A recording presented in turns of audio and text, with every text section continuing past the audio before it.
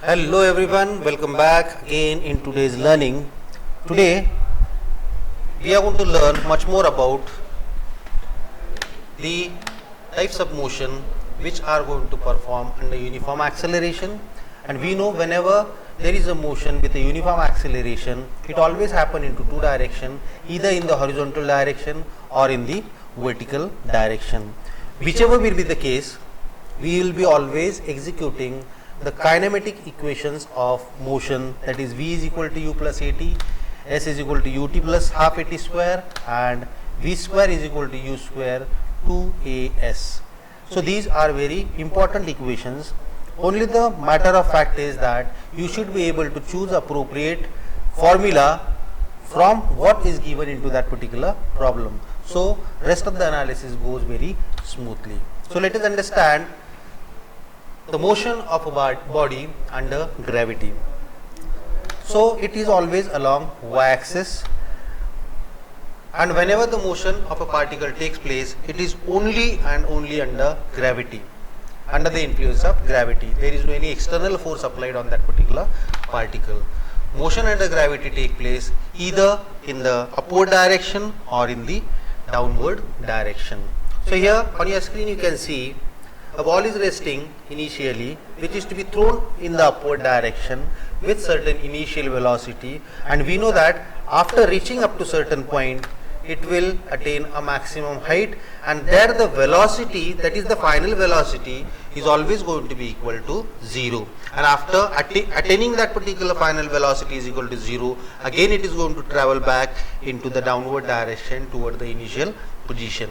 So here what we have seen, initially the ball was been thrown vertically upward with certain initial velocity. Under the influence of that velocity, as the height, maximum height will be attained, the velocity goes on decreasing, and ultimately that velocity will be equal to 0, and from that point onward that body will be again moving in the downward direction toward the initial point.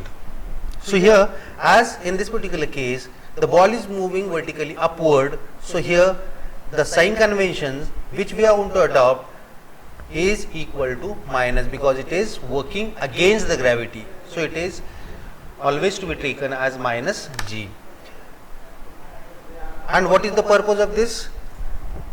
As it is working against the gravity, means it is going to oppose the motion of the ball, and that we have already seen, as when the ball will be attaining the maximum height, the velocity becomes 0, because the gravity was playing its own role to resist the motion in the vertically upward direction. So that's why finally the velocity becomes equal to 0. And kinematic equation of the motion as usual can be written with the sign conventions which we have seen just now.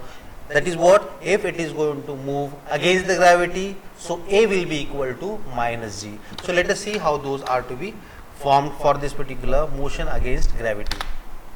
So you can see the velocity, displacement and velocity square equations, wherein we have used A is equal to minus g. So these are going to be the new equations, rather the same equation, but only with the difference of writing the gravity as minus, because it is working against the gravity.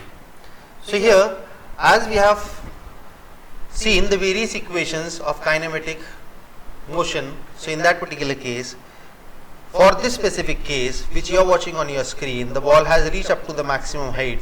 There you can find out the various parameters, like we can find out the velocity, final velocity, that is equal to 0, it is obvious. We can also find out the time in which it shall be reaching up to the maximum height from the basic equation. It is v is equal to u minus gt. So we know v is equal to 0 and u is equal to u. So after substituting, we got a total time to reach up to the maximum height, that is t equal to u by g. Fine then. So now let us have the various numericals on the motion under gravity. So here comes the very first numerical. Here the statement says the ball is to be thrown vertically upward from the ground with the initial velocity of 25 meter per second. So initial velocity is equal to 25 meter per second. We got to find out the maximum height reached by the ball, and also we have to find out the time what it will be taken to reach the maximum height. Is that okay? So now we will throw the ball vertically upward. So it is going to reach the maximum height where the final velocity will be equal to 0, and here we got to find out the maximum height and the time in which it will be attained. So here what is given, that we have to enumerate initially and understand, and then we have to move with the motion of that particular ball. So here motion of the ball is in the upward direction, so it is obviously minus g. So using v square is equal to u square minus 2gs, putting the appropriate value. What appropriate value we have? V is equal to 0, u is equal to 25, g is equal to minus 9.81, and the displacement is maximum height s. Is it okay?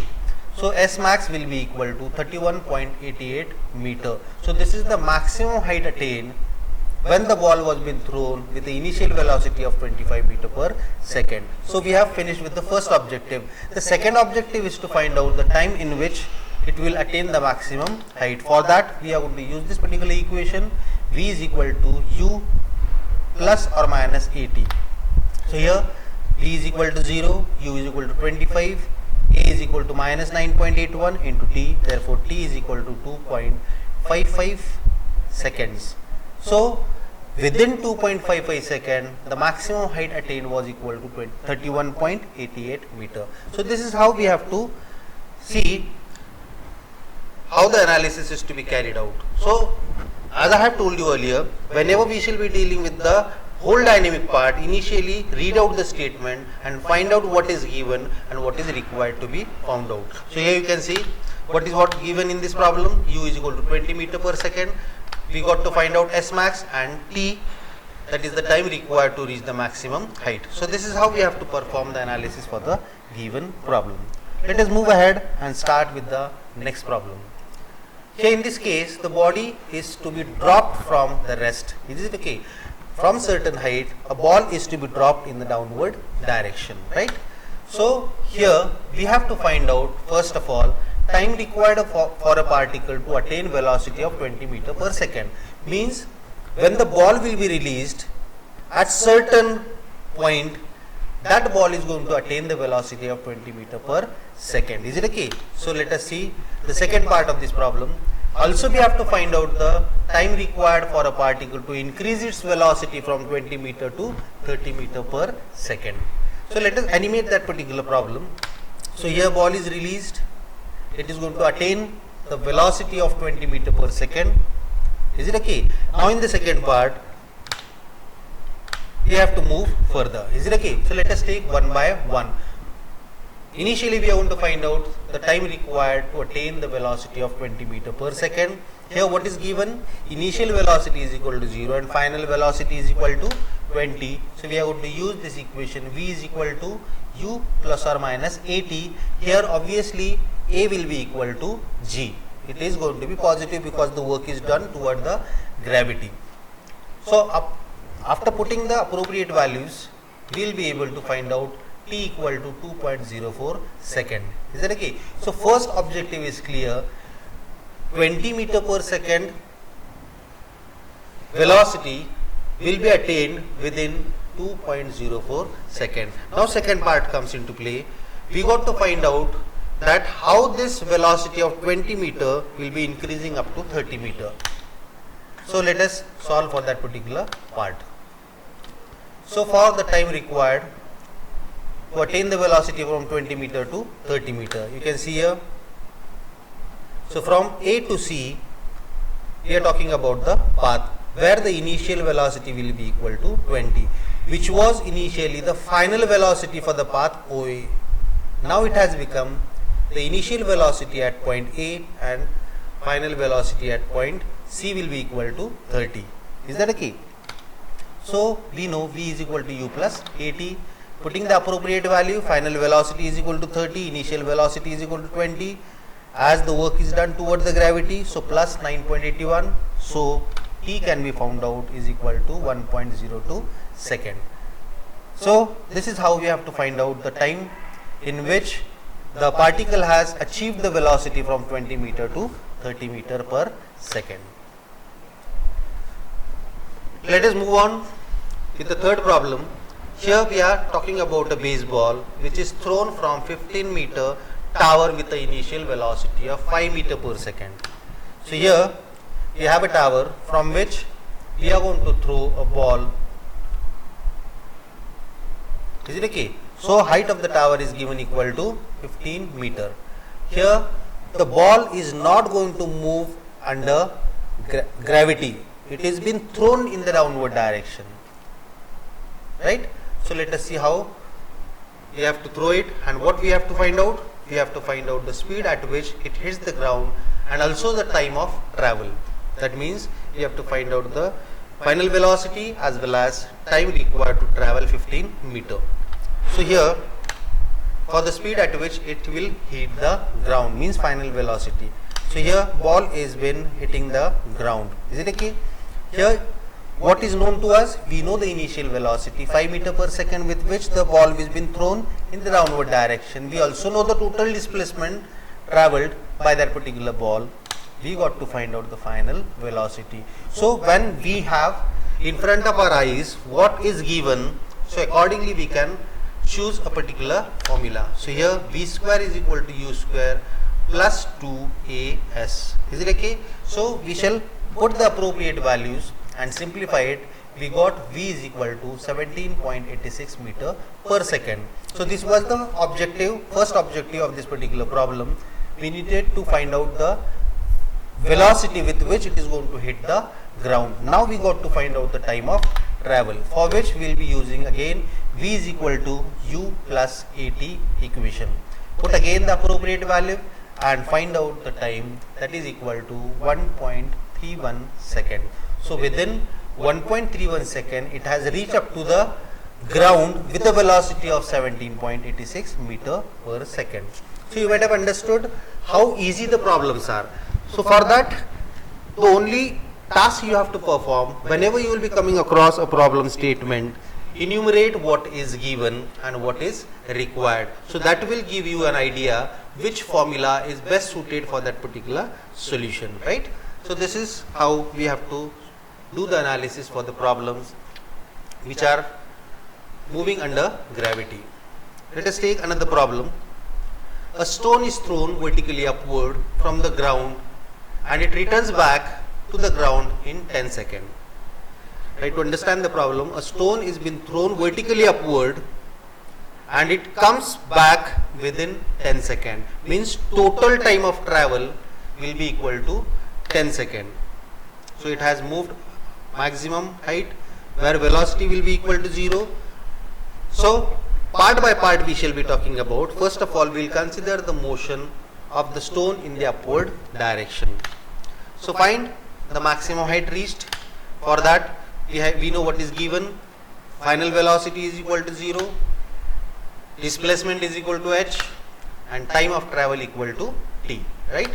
So, and of course a is equal to minus g, that is minus 9.81 meter per second square. So here using this particular formula, put the appropriate value. So here we get first equation, that is u is equal to 9.81 t. Is that okay? So whatever was available we have substituted here and we came up with first equation from which part? When the stone was moving in the upward direction to reach a maximum height. So this was the first path of travel. Second was what? Okay, one more thing we can do. We can utilize the second equation, that is s is equal to ut plus half at square. So h is equal to ut minus half 9.81 t square. So one more equation we have. These two equations are from the first path where the stone was moving in the upward direction. After having this establishment of equation 1 and 2, now we can move with the second part wherein the stone will be moving in the original position, that means from top to bottom. Is it okay? So here this is what is the total path from top to bottom.